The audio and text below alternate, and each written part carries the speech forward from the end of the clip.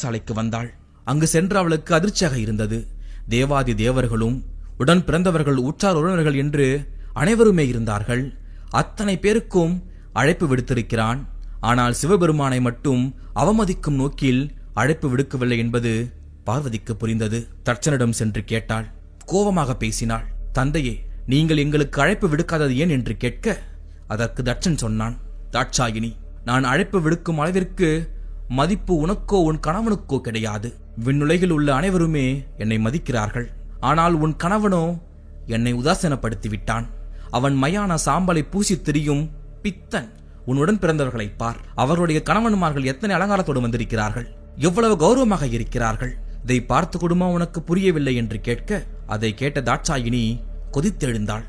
தந்தையே, நான் உங்கள் மகள், சிவபெருமான் உங்கள் மருமகன், அதை மறந்து விடாதீர்கள் என்று எச்சரித்தாள். அதை கேட்ட தட்சன், அந்த உறவை மறந்து நீண்ட காலமாகிவிட்டது என்றான். அதை கேட்ட பார்வதிக்கு கோபம் வந்தது. அப்போதுதான் அவளுக்கு தன் கணவர் சிவன் சொன்னது நினைவுக்கு வந்தது. ஆம், அவர் நம்மை தடுத்தார், அழைப்பில்லாமல் போகக்கூடாது என்று சொன்னார். நான் தான் அவர் சொல்லை மீறி இங்கு வந்து விட்டேன். அதற்கான பலனை அனுபவித்து விட்டேன். இனி அவர் முகத்தில் எப்படி விழிப்பேன் என்று அக்னி குண்டத்தில் இறங்கி உயிர் துறந்தாள் தாட்சாயினி. அத்தியாயம் 3. வீரபத்திரன் உருவான வரலாறு. தட்சனுடைய மகள் தாட்சாயினி தந்தையினால் அவமானப்படுத்தப்பட்டு தீயில் குதித்து விட்டாள். அதை கேட்ட சிவபெருமான் கொதித்தெழுந்து விட்டார். அவர் கண்ணிலிருந்து வெளிப்பட்ட அனலிலிருந்து பலம் பொருந்திய ஒருவன் வெளிப்பட்டான். அவனே வீரபத்திரன். அவன் சிவபெருமானை வணங்கினான்.